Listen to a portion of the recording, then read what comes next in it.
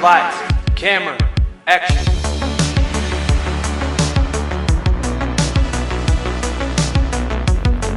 Hey guys, Hey everyone. welcome back to Married to Movies Season 3.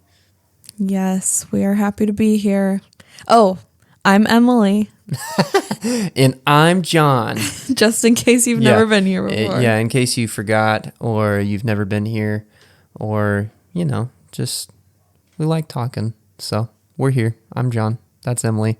Yep. This is Married to Movies, and we're talking about another Pixar movie today, and we're so excited. Yes, we are talking about Finding Nemo today. Such a good movie. Such a good movie. One of my favorites. And honestly, I think it might be one of my earliest memories of like movies in general. Yeah, probably same here because it released when I was 3. So I gotcha. Yeah, I would have been 5.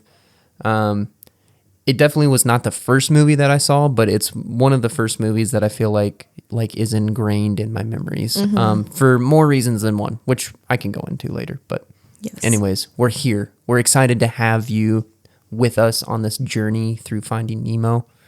And I think you should just lead us off. All right, I can do that. So Finding Nemo was released on May 30th of 2003. It was directed by Andrew Stanton, who also is the voice of Crush. Yes, and I'm going to talk a little bit about that too. I had no idea he was the voice of Crush. I had no idea either. Which, to be fair, I'm not like super familiar with Andrew Stanton. I mean, I know he's a director, but I guess I never really looked at the cast of this movie. Yeah. And I wouldn't be able to recognize his voice. Although I'm sure he doesn't normally sound like Crush, but regardless. Right. Anyways, yes, I saw that and I'm going to touch on it as well. Okay. Well, this movie is starring the voices of Alexander Gould. Is that how you say it? Gould? I think so. Albert Brooks, Ellen DeGeneres, Willem Dafoe, Andrew Stanton, Bob Peterson, Allison Janney, Vicki Lewis, Brad Garrett, Barry Humphries, and Jeffrey Rush. It was distributed by Walt Disney Pictures. Oh, and back up to the cast list. I could have kept going. Like, I could have named every single fish in that tank and, so many. But I wanted to keep it to the ones who had the most lines just because I didn't want to waste all of your time. Who did Jeffrey Rush voice? Jeffrey Rush voiced the pelican guy. What's his name? Nigel. Really? Yes. Oh, my goodness. I didn't know that. Well, I love Jeffrey Rush because he plays Hector Barbosa in Pirates of the Caribbean. Oh, I never even put that together. It took me a minute when you were reading off the cast list and you said his name. I was like, man, I know him. And then it clicked. But I would never have been able to guess like his voice. I was trying to think through. I was like, I know he's not Bruce, but like I would probably go that direction. Right. Yeah. Before I would have guessed Nigel. That is very cool. Yes. Well, as many, if you are a regular Married to Movies listener and you've listened to many of our episodes before, you know that I have a very soft spot for Captain Barbosa. And I think Jeffrey Rush. Hector Barbosa is the character. Yes. I think he does a phenomenal job of portraying him. So that is a welcome and unexpected fact that I just learned. Yes. All right. So, like I said, it was distributed by Walt Disney Pictures, and it has a runtime of 1 hour and 40 minutes. It is rated G, and its budget is $94 million, or was $94 million, and the box office total was $940.3 million. So they made quite the profit on this one. It was $940 million was the box office. It almost hit $1 billion in 2003. Yes. That's incredible. Yeah. That's truly amazing. Yeah, it is. Wow. My mind is blown right now.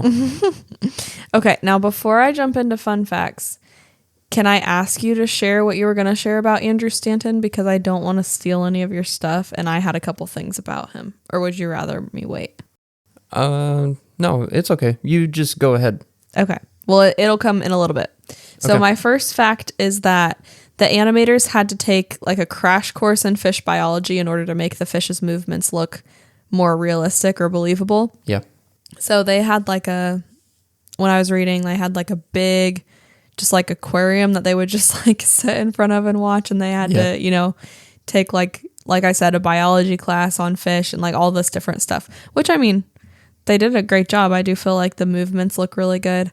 But one thing I did see is in order to make the fish's like emotions come through, they studied dogs and their facial expressions. Okay. And they decided to give all the fish like eyebrows. Now they don't actually have like hair on their faces, but you can see, like the brow line, I guess you would say. So, yes. Next, the jellyfish scene was one of the first scenes of the movie to be done, and it took 8 months to complete it. Wow. So this sequence, the whole jellyfish sequence, Pixar has like an ocean unit, and they created an entire new system of shading that they call translucency, I think is how you say it. Okay. Which is basically just like see-through but blurred and they kind of compared it to like a frosted window. Yeah. So they invented a new system making the jellyfish scene. Very cool. So here's my Andrew Stanton thing. So like I said before, he was the director and he also voiced Crush. And this was not originally the plan, because he was just doing the voice for the film's rough cut, but it became super popular. His voice did in all of the test screenings. So he just decided to stick with it. Like everybody just loved his voice, and all of his dialogue was recorded while he was just laying on his couch in his office. Yes. Yes, that's actually exactly what I had in my production details. Well, perfect. One of the things. So this next thing, it's kind of longer, but it's very interesting. And I just copy and pasted it from IMDb because like I just wanted to quote it. So Okay. Demand for tropical fish exploded right after the release of Finding Nemo, especially for clownfish and blue tang, obviously the main character species, Marlin and Dory and Nemo. Yep. And just like Darla, many new pet buyers had no idea how to take care of their pets and ended up killing them. Ooh. It was later revealed that saltwater tropical fish need a 30-gallon aquarium tank with carefully controlled salinity levels, as anything less will kill them. The rise in demand took fish importers by surprise, and the population of clownfish dropped by 75% in some areas.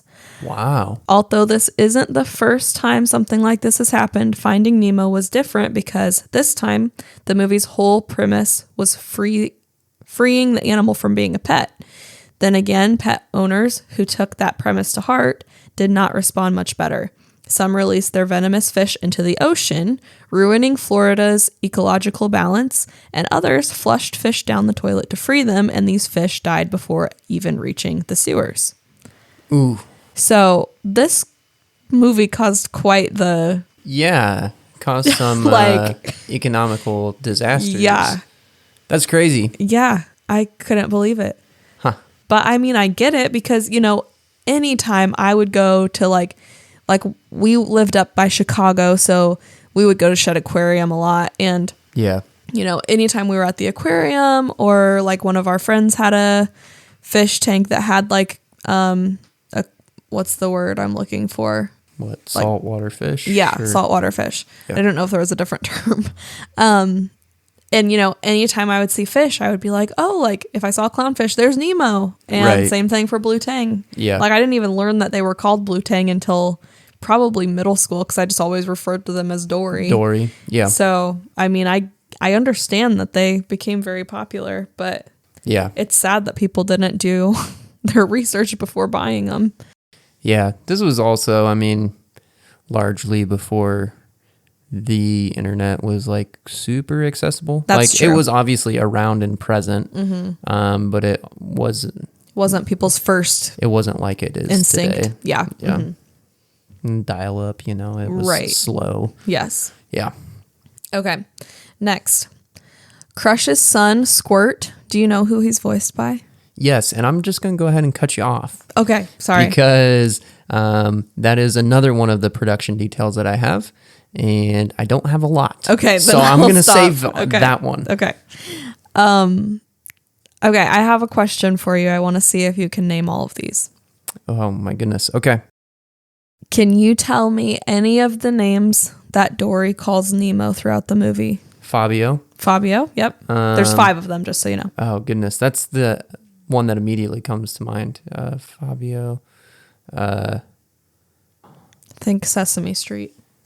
Ernie. No. Bert.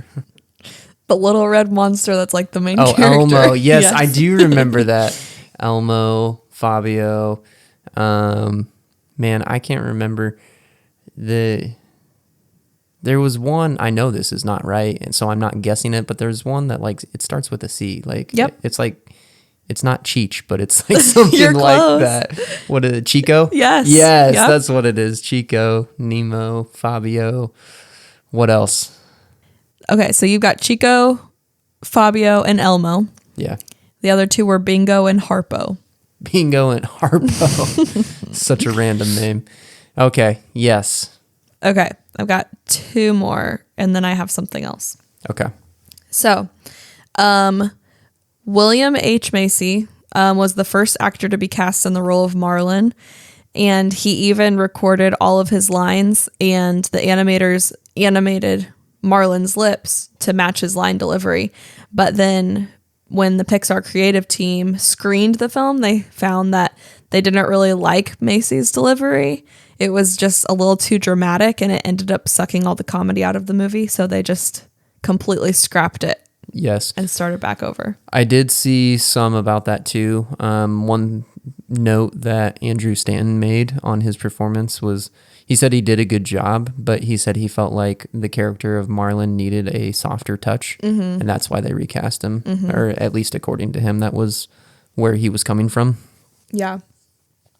Okay, before I say my last one, just to ensure that I'm not stealing one of yours. Okay. Do you have anything about animating the ocean in your... Not specifically, no. Just about the animators in general, so. Okay. Well, this was just kind of interesting to me. So the animators first created the surface of the ocean, and it looked like too realistic. So they Okay. ended up having to go back in and make it look more artificial. So people who watched the movie didn't think it was like just actual footage of the ocean. So wow. props to them, because That's very, yeah, I mean, it's that's impressive. super impressive. Yeah, that's crazy. That's very cool though. Yeah. Okay. And last, I have some Easter eggs that I wanted to share. I don't Okay. think I did this in our last animated movie, but Okay. I meant to. So my first one is one that is probably in almost every Pixar movie, the Pizza Planet truck. Ooh, where is that at? If you look, I can't remember. I want to say it's just like in the background of one of the scenes in the dentist office. Like, you know how their tank was right by a window? Because Yes. Nigel would come in. Yep. I believe that it was one of the scenes when Nigel was there. I could be wrong, but you can see it driving right by the window. You know what? Of You're the right. dentist office. Because I remember that. And the ball, the Pixar ball, it doesn't have a name. No. I don't think so. It's just like just the one ball with the star on it. Yeah. That's in the dentist's office as well. It's like on a picture hanging up in the office. Yeah, I must have missed that one this time because I did not put that. So that was not one of mine. So there's 4 Easter eggs then. My second one is that there is a fish mobile or mobile, however you want to say that, hanging above a patient's chair. Yes. And it's the same one from Boo's Room in Monsters, Inc. Oh, really? Okay, that's very cool. And then my last one is that there is a boy in the waiting room reading a comic book at the dentist office. And it is a Mr. Incredible comic book. You can Really? see Mr. Incredible on the front cover. That's very cool. I was going to guess Buzz Lightyear. So No, that was a good guess Okay. though. But yeah, he's in his OG suit, the blue one. and black one, Yep. the best one. The best It one. looks so good. Yes. The Incredibles is such a good movie. They are. If you haven't watched that episode, go listen to it. We had Jordan Bewley. That was actually his first episode on our podcast. It's a really good one. That was season 1. Season 1. It's crazy. Okay, well, that's all I got. So you're up. Okay. Well, like I said before, I don't have a ton of production details. It was a little bit more about development, how the story came about, a little bit about casting, but nothing super crazy. So, what I do have is that the idea for Finding Nemo comes from multiple personal experiences of the film's director, Andrew Stanton. So, as a child, Stanton loved going to the dentist and seeing fish in the aquarium. He would always assume that they were from the ocean, which they weren't. But he always assumed that they were, and that they were just wanting to go home. So that's kind of a through line in the dentist's office there. Another one is that in 1992, Stan took his family to Marine World, which is an aquarium-themed park, which is now owned by Six Flags, and it's been renamed Discovery Kingdom. But he took his family through one of those shark tubes, where it's like underwater and the fish are swimming around you. Yep. After going through that, he was convinced that an underwater world could be done really beautifully in CGI. So that was another one. And then the third one was that in 1997, Stanton took his son to a park and he was being a little overprotective of him. He later realized that he had lost an opportunity to have a father-son experience that day. So very much the theme of Marlin and Nemo's relationship. Yeah, for sure. So all three of those are kind of what helped form the idea of the movie for Andrew, and it eventually led to Finding Nemo. As you mentioned before, Andrew Stanton himself provided the voice for Crush. Although he did not intend to, he filled in as the voice of Crush for test screenings, and his performance was so popular that he decided to keep it in the film.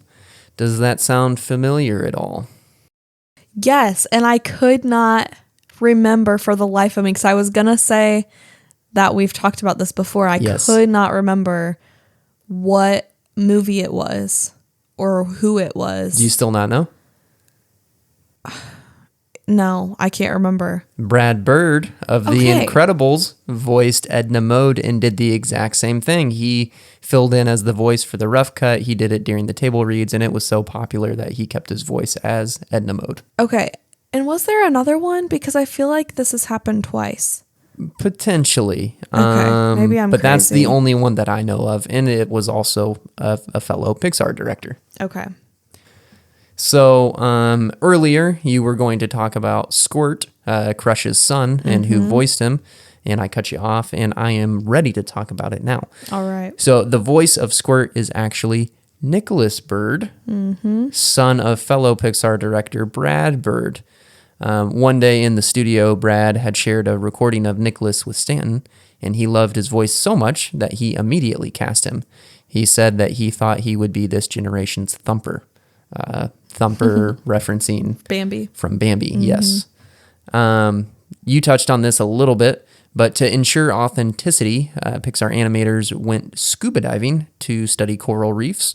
They did have the fish tank in the office, and in addition to that, they took a crash course on fish biology and oceanography because they wanted to be as accurate as possible in relation to the animated film. And I have fun fact for you.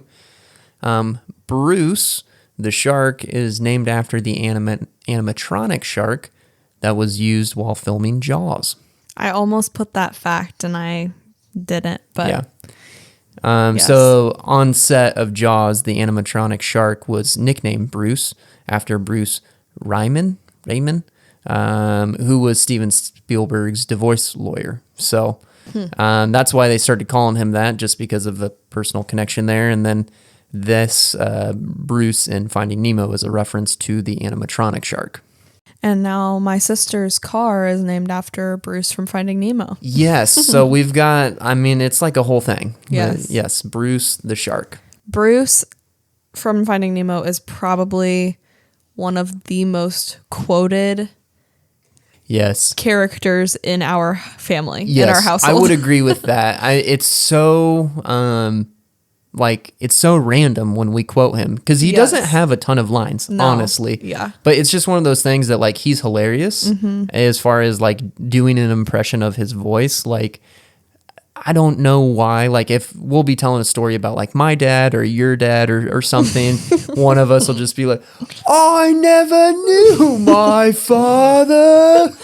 You can probably bet money on whenever John and me and my sister are together that at least one line from Finding Nemo will be quoted that Bruce says. Yeah, or like, especially because your sister's car is named Bruce. Right. And because it has like a little shark fin on top of it, not like just in the design of the car. She Yeah. didn't add one to it. It's a Malibu, so. Yeah, so if that helps give reference. But anytime like we'll see the car, here's Brucey. Yeah. Or, hello, Bruce. Yeah, all of those. I'm trying to think any of the other ones that we do. I think those are the main ones. I mean, we always do the fish are friends, not food. Yes.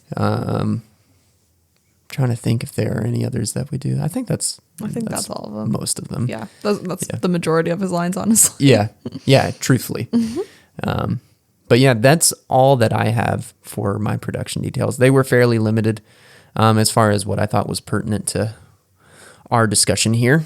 I honestly, when I was looking up fun facts, I didn't really find like a ton either. Like they were kind of few and far between, but Yeah. that's okay.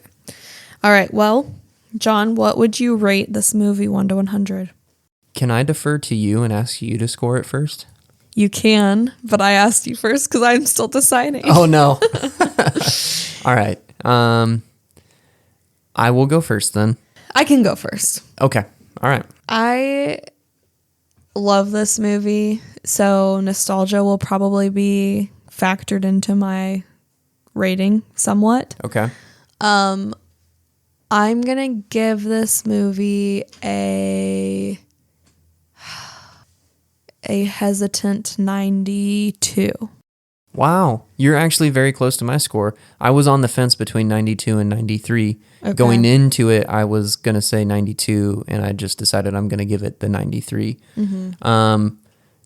Not that I'm like, I don't feel like I'm like over analyzing or, like really freaking out about the score or anything. I don't know. There's really not a whole rhyme or reason to the way we score. No, it's just kind of what It's just we kind feel of a in gut the moment. feeling. Yeah.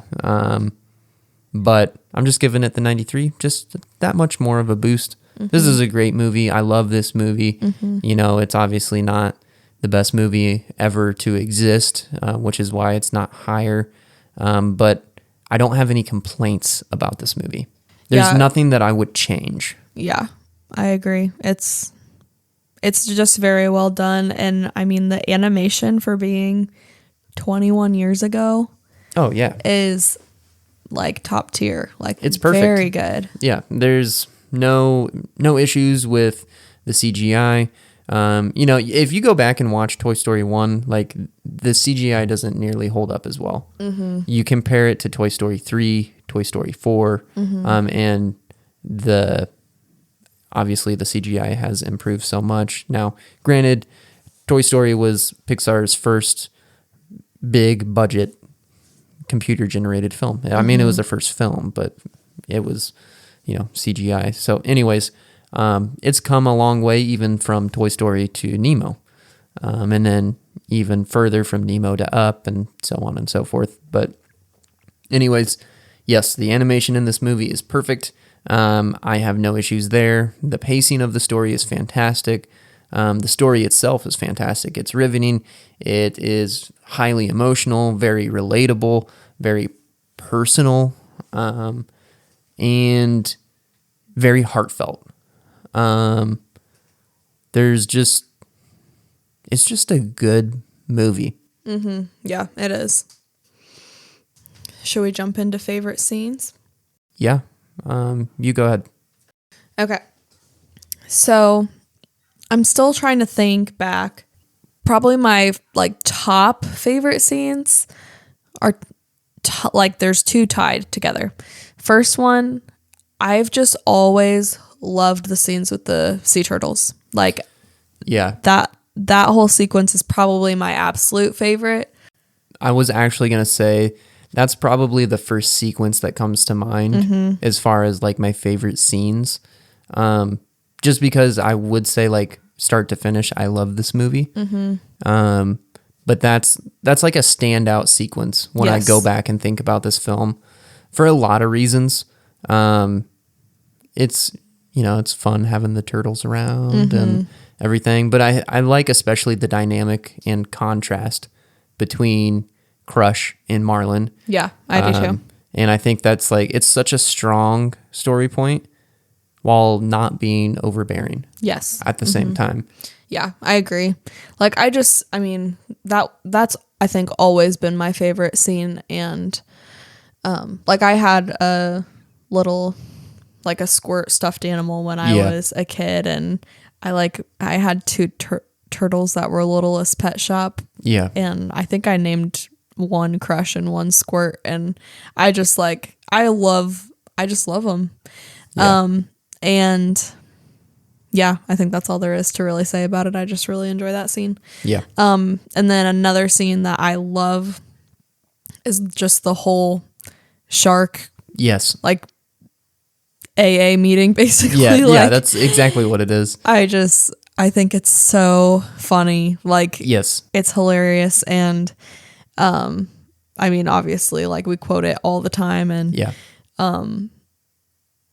I love like I don't know their names, the hammerhead shark and the other shark, whatever kind he is. Anchor and Chum. Thank you. Yes. I love them too. And just like how, I don't know. I just think the three of them together are so funny. And I love Dory's dynamic in there too. Just how she's like completely oblivious and just like loving every second of it. And Marlin's like freaking out. And yeah, so yeah, when she's like, oh, I'll go next, and she's like, I've never eaten a fish. Yeah. Bruce is like, good on you, mate. Like, just cheering her on. Yeah. Like, that's awesome. Yeah, I love it. But those are probably my top two.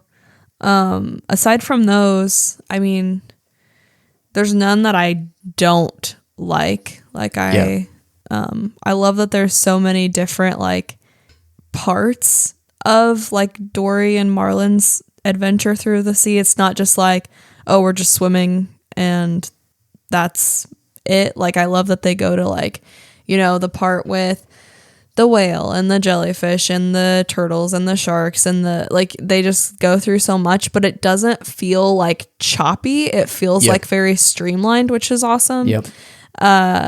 And I love seeing like their relationship dynamic change, because it starts off, I think at one point Marlin even tells Dory, I think I'm just going to continue on by myself. Right. But then, yeah. And I also really love that Dory is the one that finds Nemo first. Yes. I thought that was a good choice by the production team or whatever. Yeah.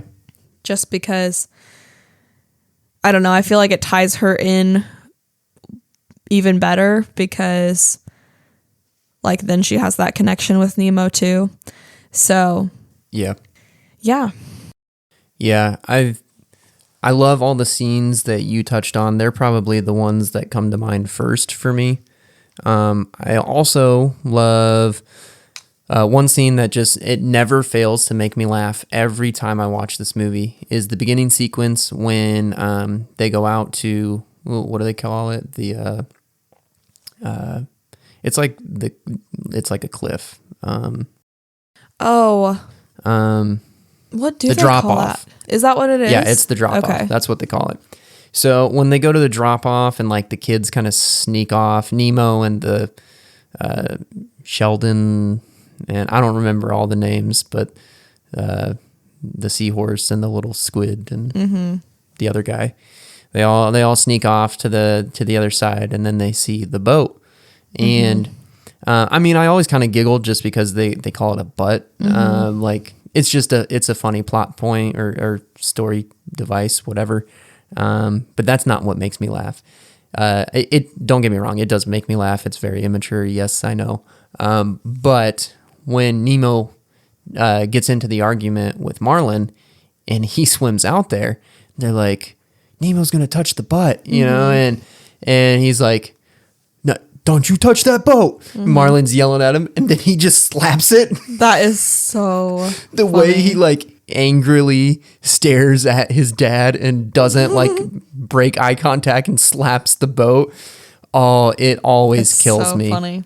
It's it's overtly disobedient for Nemo for so many reasons, like on multiple counts, and it's not a good thing. But it's so funny. oh my gosh, the way that like the timing, the delivery, the chain of events, like it never fails to make me laugh. Yes. And then that's when the story really starts. Like that's where tragedy strikes. Nemo gets stolen, and they go from there. But that one comes to mind. Also, the scene with the anglerfish when just immediately following their encounter with Bruce after Dory like starts bleeding a little bit, and then he goes into shark mode trying to eat them. When they go like into the ocean deep and it's dark and they can't see anything, and then they see the little light that's attached to the anglerfish, like that whole sequence, I love that sequence. I think it's a really interesting storytelling device, like plot point that's very different, because like the ocean is so diverse and there's so many like out of this world creatures that live in the ocean. Yeah. And there's so many that we probably don't even know about. Right. And I'm glad that two things happened in this movie. One, it didn't feel like they were just like overly using that type of stuff, like outlandish, crazy things. But also like I feel like it would maybe feel easy to get lost and like, oh, it's just big and blue and open. Right. Like, yeah. I don't feel like they fell into that pitfall. They kept it interesting and, changed it up and whatnot. Yeah. So I thought they did a good job. And just that whole sequence is cool. And like when the fish actually swallows Marlin, and then like the light lights up and you can see the inside of the fish with Marlin in there. Like that's really cool. Just like that they animated that, like it's well done. It looks good. It's funny. And then like after they trap the fish and they're like celebrating, no eating here tonight. No eating here tonight. No eating here tonight. You on a diet. Yes. I love that. That's one that I quote a decent amount too. That honestly, we quote this movie a lot. Yeah. More than I think we realize we do. I think you're right. But yeah, those are some of my favorite scenes that come to mind as well. I also like the majority of the ones of when Nemo is in the fish tank.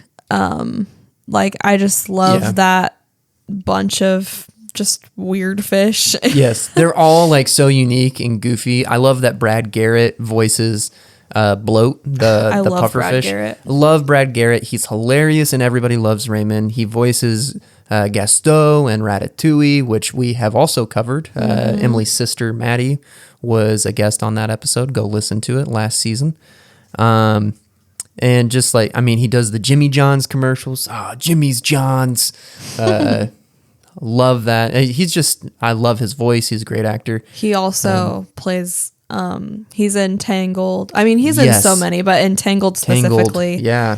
He plays I don't remember the guy's name, but he's one of the like bad guys that starts singing. Yes. I love that movie too. Yes. Yeah. Love Brad Garrett. Honestly, I think probably my favorite, it's a toss up. I would say my favorite secondary character, because you have your main characters, you've got Nemo, Marlin, and Dory. My favorite secondary character, maybe now that I'm thinking about it, is a toss-up between Crush, but I was originally going to say my favorite secondary character is Gil. Oh, yeah. I love Gil. Yeah, me too. You know, I love that. Why am I blanking now? What Norman Osborn? Willem Dafoe. Willem Dafoe. I don't just had a brain fart there. I love that Willem Dafoe voices him. He has such a unique voice that kind of demands attention. Like he has that gravitas without being like this overwhelmingly large presence. Yeah. And also like he's a good actor. Like Yes. he's fantastic as the Green Goblin. And I love him in The Fault in Our Stars. Yes, he's very good in The Fault in Our Stars. But yeah, he's. I just enjoy that he's the voice of Gil, and I enjoy Gil's character. I like that he's protective of Nemo. I like that he's also like, that he's introduced to us as like a character who clearly has a lot of backstory. Right. Who has had like, you know, he's had some sort of tragedy or something. Like there's some mystery surrounding him, similar to Nemo. And just the way that he's like, he watches out for the whole tank. I love that. And just, yeah, like you noted, like the whole tank, all of those sequences are great. The initiation scene where they wake Nemo up in the middle of the night and, you know, the Shark bait. Ho.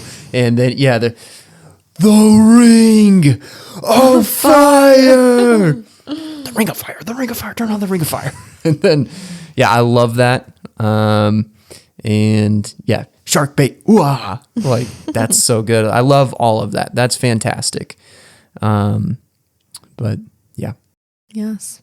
I think that's all the favorite scenes I can think. Oh, this is like a super stupid small one, Yeah.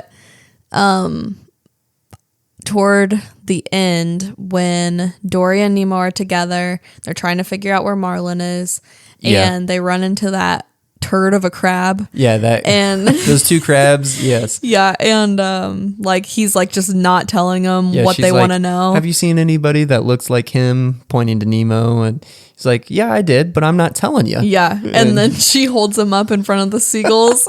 Yeah. All right, I'll talk. Yeah. I'll talk. Yes. Yes, That I is think so that's funny. so funny. I love that. Yeah, Yeah.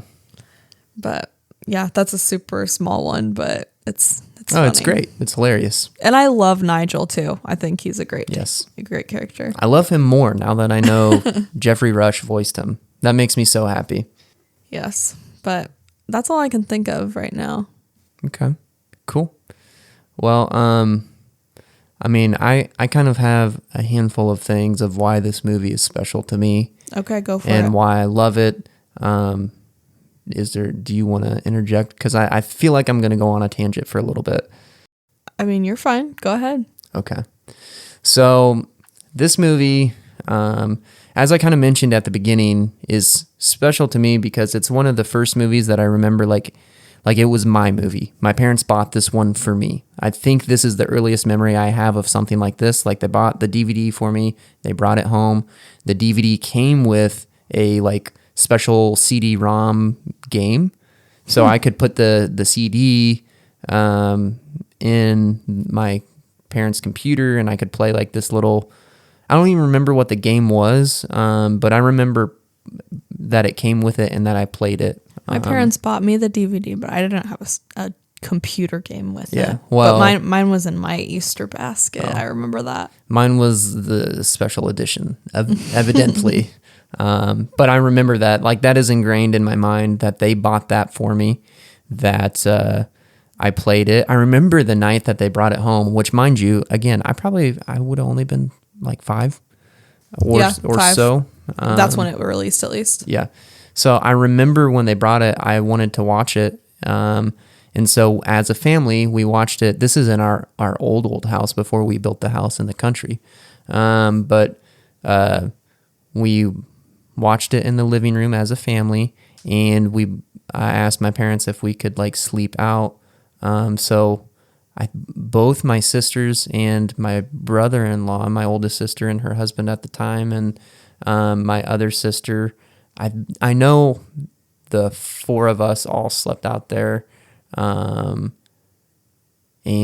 I was wearing my Power Rangers costume. I slept in that. But anyways, like that's just like that's ingrained in my mind. I also had a Finding Nemo like site book. I don't. It's one of those ones that's like Where's Waldo, except it's like you open a page and it says like, all right, here's this character, this character, this character. Like you have to find them in this picture. You still have that. We just looked at it the other night. Yes, that's like in my keepsake box. It's like in perfect condition. But that was one that like my parents had got for me, and I loved that book. So I still actually have that over 20 years later. And then too, just like, and this is maybe a little bit deeper, more of the personal emotional connection, but the appreciation that I have for this movie, like this movie resonates with me on such a deep level. And I think I'm going to continue to love and appreciate this movie the older that I get. But the whole idea and premise of this film is, you know, that the movie starts and you have Marlin and Coral. They're clearly in love. You know, they just got this new home, this anemone, and they have all these eggs, all these children that are going to hatch. This is their family. You know, they're going to raise them in this house. And then tragedy strikes and the barracuda shows up, and Pixar pretty well lets you know what happened. Right. Without showing you, which is fantastic. Like they show you and they don't tell you, but they also don't show you. Mm-hmm. Like this is maybe like master storytelling, because as far as like writing goes, like my college professor would always tell me for my writing, he would always tell me like show, don't tell. Like don't make it obvious to your audience. Like don't blurt it out to them, paint a picture for them. And so like obviously movies are a visual medium, but like you still fall into that pitfall of telling rather than showing by having too much dialogue rather than allowing the audience to experience what you want them to find out. And Pixar does this without even showing you. Mm-hmm. Like that's so good. So I'm kind of getting off track here, but I think that opening sequence is fantastic, and it's heartbreaking. And that barracuda is like such a good movie villain. Like that, it's so well done. I think that is masterfully done. And I do want to note that, even though I got off on a little sidebar there. But anyways, so the whole premise then is that Coral dies, and Marlin wasn't able to protect her because he got knocked out by the barracuda, and he wakes up and he finds that not only is Coral gone, and he pretty much realizes that she's dead, mm-hmm. but also all the kids are gone. And that whole like little den, cave, whatever you want to call it, was filled to the brim with eggs, and every single one of them are gone, except for this one egg. You know, and Coral tells him that she really liked the name Nemo. Mm-hmm. And so he said, you know, I've got you, little one. I've got you, Nemo. And he notices that, you know, there's like this like little crack in the egg. And then we learn that like there was a developmental issue for Nemo because of that. He has this lucky fin and so on and so forth. But the whole idea is that Marlin has nothing now except for Nemo. Mm-hmm. And so he loves Nemo, obviously because he's his son, but also because he's the only thing he has left. He loves him so much more intensely. And then in addition to that, Nemo has this, we'll just call it a disability. He has this, you know, undeveloped fin, and Marlin was probably predisposed to be overprotective because of having lost everything. Mm-hmm. But then you compound on top of that this birth defect, disability, whatever you want to call it, that he's even more overprotective of because of that. So that sets the story for the rest of the film, that Marlin doesn't have anything except for Nemo, and he's going to protect him with everything that he has. And one of the things that influences that is Nemo's health, so to speak. And so one of the reasons why I appreciate this movie so much and why it means so much to me and why I love it so much is because it's somewhat reminds me of my life and my experiences growing up. Not that my dad was overly protective of me, like in a harmful way by any means. But like I get as an older, I'm a young adult, but as an older man now watching it as a grown up, this movie hits home hard.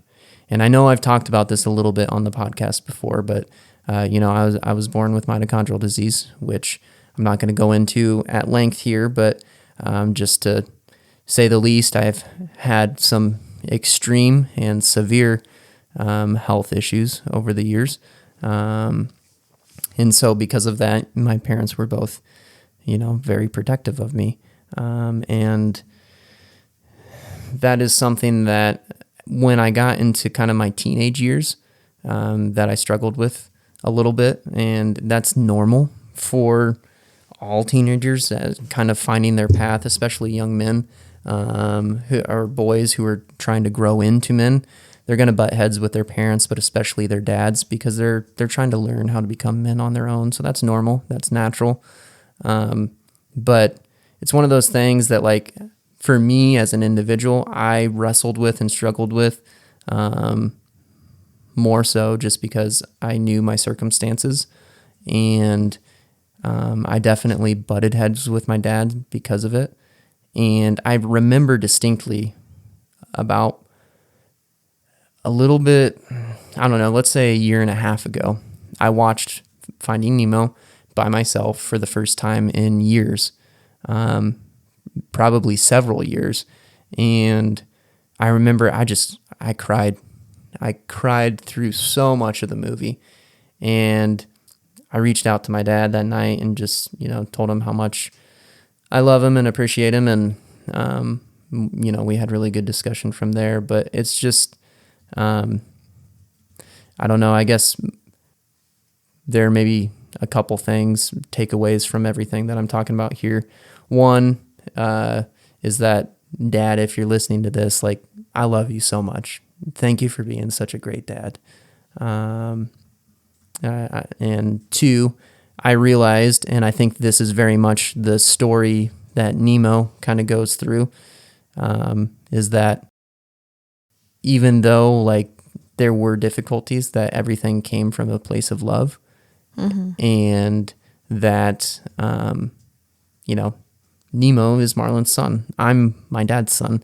That's not ever going to change, and there's nothing that can change that.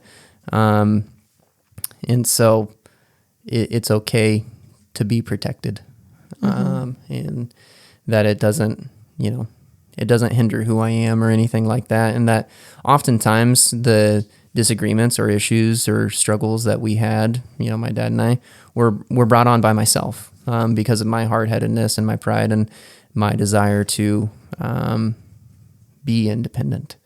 And I think, Nemo experiences that as well in the movie.